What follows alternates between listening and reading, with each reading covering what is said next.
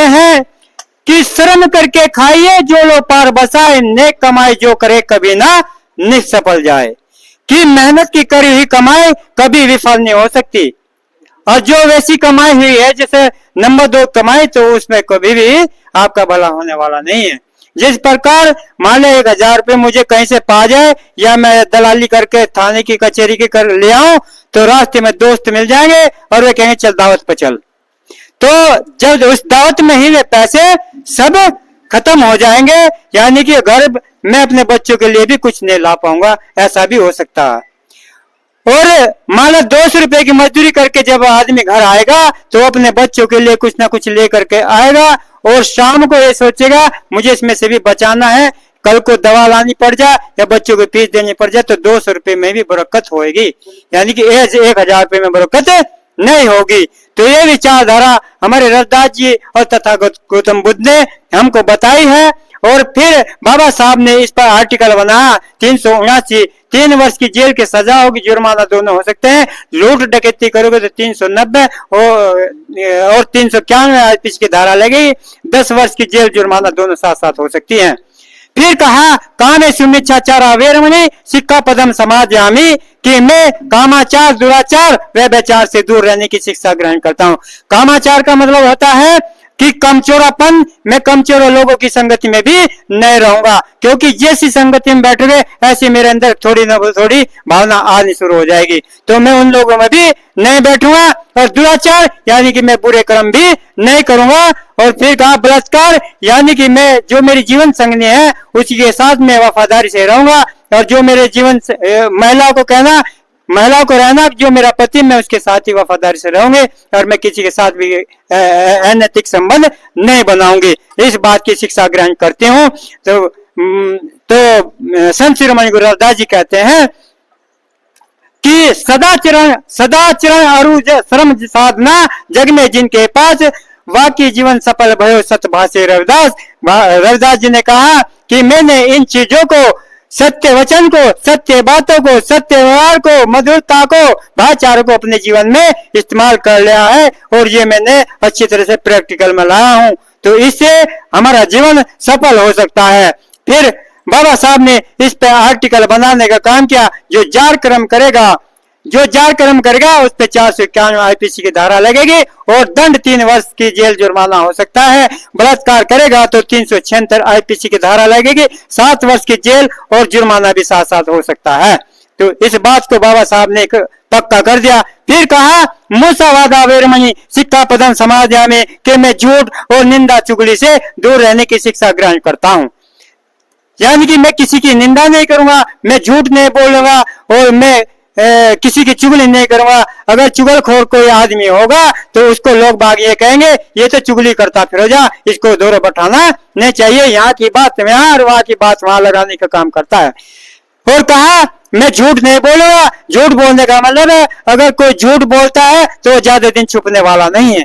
अगर कोई व्यक्ति सच बोलता है और कोई विवाद गांव में हो जाए तो उसे बुलाने का काम करेंगे, तो वो आदमी सच बोलता है उसको बुला जाए, उसकी गवाही लगेगी। तो यानी कि सम्मान होने का काम होगा जब हम सच बोलेंगे।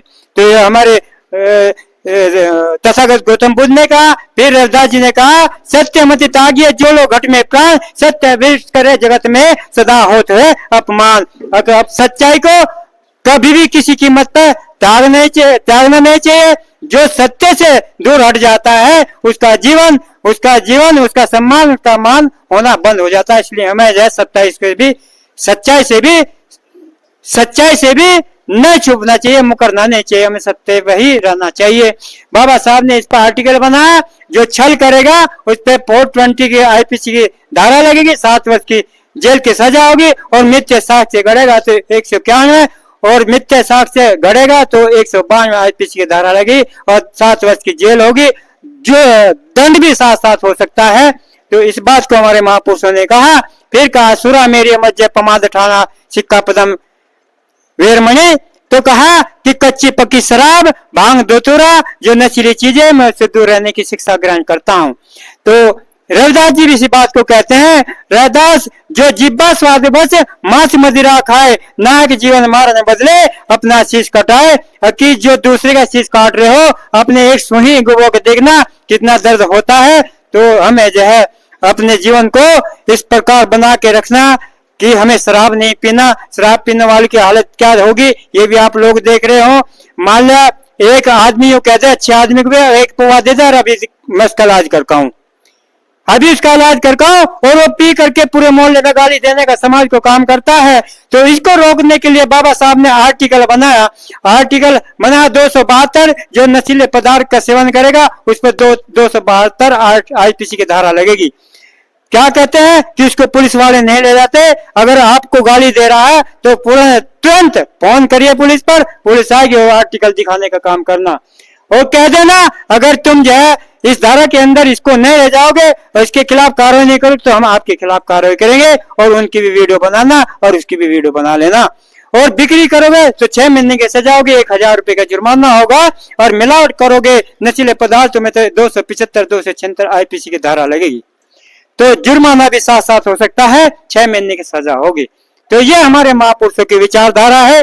कहीं भी हमारे महापुरुष अलग नहीं थे, सब ने जो एक ही विचारधारा पे काम करके हमारे समाज को दशा देने का काम किया। तो हमें अपने महापुरुषों की बातों को मानना ही चाहिए, तभी हमारा जीवन उज्जवल होगा। जय भीम, नमो बुद्धाय।